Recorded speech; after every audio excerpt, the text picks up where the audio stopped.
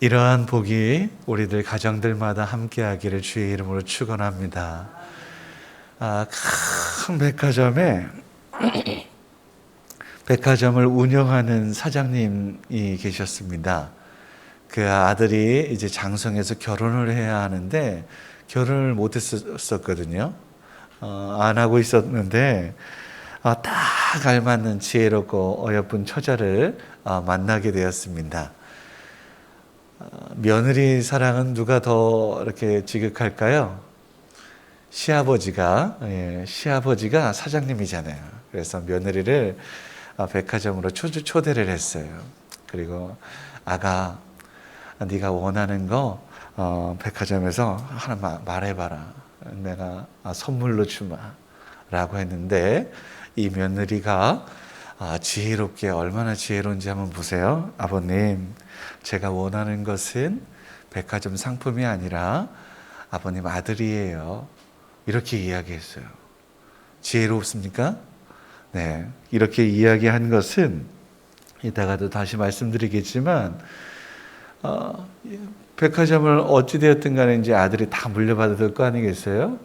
그러면 그 아들이 나의 주인 되고 또 이제 남편 되는데, 그러면 모든 것이 다 내 건데 굳이 하나 선택하고 그 물건에 부스러기에 관심하는 것, 이거 어리석은 일이죠.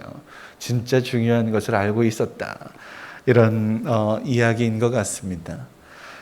오늘 저는 예수님의 광야 시험에 대한 말씀을 본문으로 잡아서 함께 은혜를 나누고 싶은데요. 그 중에 두 번째 시험이 있습니다. 물론 마태복음의 그 순서는 조금 다르지만 누가복음이 시대적인 시간의 순서대로 쓰여졌다고 보면 누가복음의 이 두 번째 시험이 그 시간적으로 좀 맞을 것이라고 봅니다. 어떤 시험이 있는지 보세요.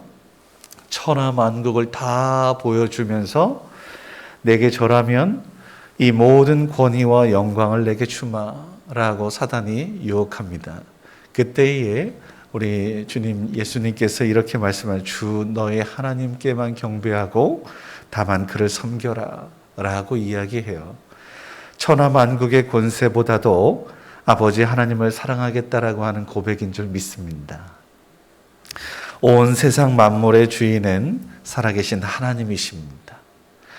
백화점 주인이 내 사람이라면 그 물건에 관심하는 것보다는 정말 아들, 그 사람에게 관심하는 것이 훨씬 현명했던 것처럼 모든 세상의 권세와 모든 주권들을 하나님께 있으니 하나님의 자녀되는 권세를 누리는 우리 모두가 되어야 한다. 부스러기에 관심하는 어리석음, 그러니까 소위 세상의 잡다한 것을 사랑하기보다는 주님을 사랑하는 하나님의 백성이어야 하지 않겠는가. 오늘 다시 말씀드립니다만 광야의 예수님의 세 가지 시험에 대한 것을 본문으로 잡아서 말씀을 함께 나누고 싶은데, 우리가 잘 알고 있는 교훈에 대해서는 어찌되었든 좀 뒤로 하고 사순절에 좀 포커스를 좀 맞춰보고 싶어요. 사순절, 성경에 40일이라고 하는 그 숫자에 여러 가지 의미들이 있겠지만, 제가 오늘 주보에도 기록해 놓았던 것처럼 정말 많은 부분에 그 40일에 대한 언급들이 있어요. 그런데 주목하고 또 관심할 하나의 것들을 좀 뽑아 보았다면 정말 완전한 죽음 혹은 완전한 조롱 이런 모습이거든요. 우리도 얼마나 우리 예수님께서 줄이시고 힘겨우셨을까. 이 40일, 우리는 그렇다면 40일 동안에 얼마만큼 완전히 변화되고 있을까. 매해년 사순절을 보내고 있음에도 불구하고 작년과 오늘이 동일하다면 이것은 조금 생각해 보아야 할 문제입니다.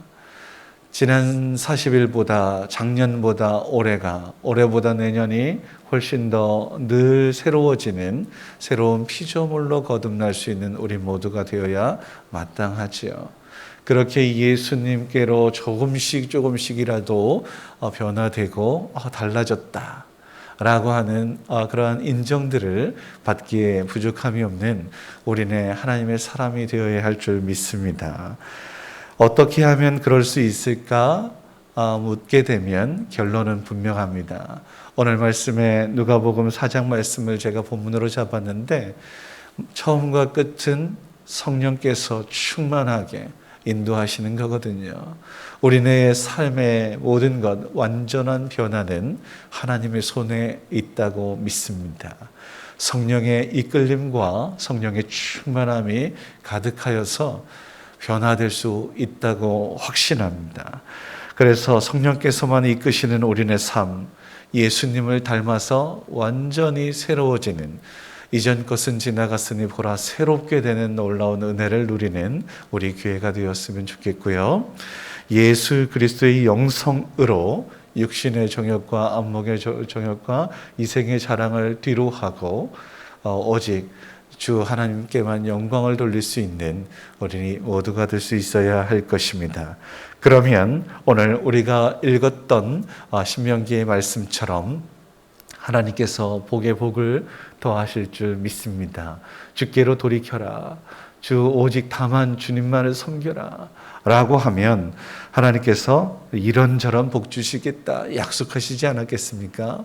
주 하나님의 약속을 신뢰합니다. 이렇게 말씀드릴 수 있는 근거는 하나님께서 말씀하신 것이 반드시 이루어진다는 것을 믿기 때문입니다.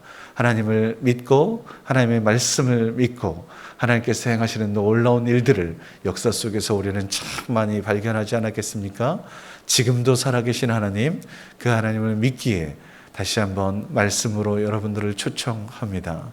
하나님의 말씀이 이 땅에 반드시 이루어질 것이니 주 하나님의 살아계심을 믿고 의지하여 하나님의 복들을 풍족히 누릴 수 있는 우리 모두가 되기를 주의 이름으로 축원합니다. 기도하겠습니다. 완전하신 아버지 하나님, 우리를 변화시켜 주시기를 원합니다. 물이 변하여 포도주가 되었던 것처럼 죽을 수밖에 없는 죄인이었지만 의인이라고 말씀하셨던 것처럼 감히 얼굴을 들 수 없었던 저희들이었지만 주님과 더불어 살게 하셨으니 이제 우리의 삶의 모든 부분에 있어 주님의 뜻으로 가득 채우사 주님 닮아갈 수 있도록 도우시옵소서. 거룩한 주일입니다. 살아가기 위하여 이 땅의 유물론적 인생 아닌 떡과 먹는 것과 입을 것과 마실 것, 이것에 관심하는 것이 아니라 주님 나라 주의 의 구하는 저희들, 말씀 때문에 예배 가운데 하나님의 백성으로 거듭나는 놀라운 은혜 누리게 하여 주옵소서. 하나님이 지키시나 안 지키나 한번 보자라는 유혹 속에서 하나님을 신뢰하기에 더욱더 철저히 내가 해야 할 일들을 하나님이 시험하지 않으며 그저 아버지 하나님 질서의 주의 뜻 이루는 우리 모두가 되게 하여 주시고 하나님의 보호하심을 누리며 혹여나 코로나 상황에서 하나님께서 왜 나에게 이런 아픔을 주셨냐, 하나님을 믿고 신뢰하는 것 아니냐라고 아버지 하나님을 시험치 않는 하나님의 백성이게 하옵소서. 믿는 자도 아프고 힘들고 어려운 인생길 걸을 수 있습니다.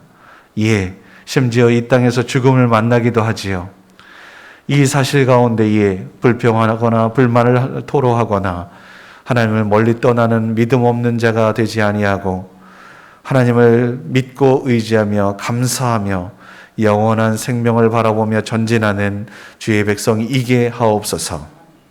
거룩한 주일이오니 주 하나님만 예배하게 하시고 다만 주님만 섬기는 귀하고 복된 날일 수 있도록 도우시옵소서.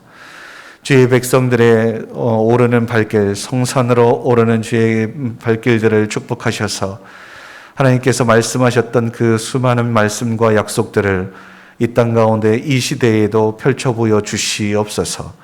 주의 귀한 백성들을 축복하사 홀로 영광을 누리시고 오늘 한날 오직 주님께서만 다스리시고 통치하시는 은혜를 누릴 수 있도록 도와주옵소서. 말씀에 귀 기울이게 하시고 마음을 열어 주님의 말씀을 심을 수 있도록 그래서 아름답게 열매 맺을 수 있도록 하나님 함께하여 주옵소서. 감사하며 예수님의 이름으로 기도드립니다. 아멘.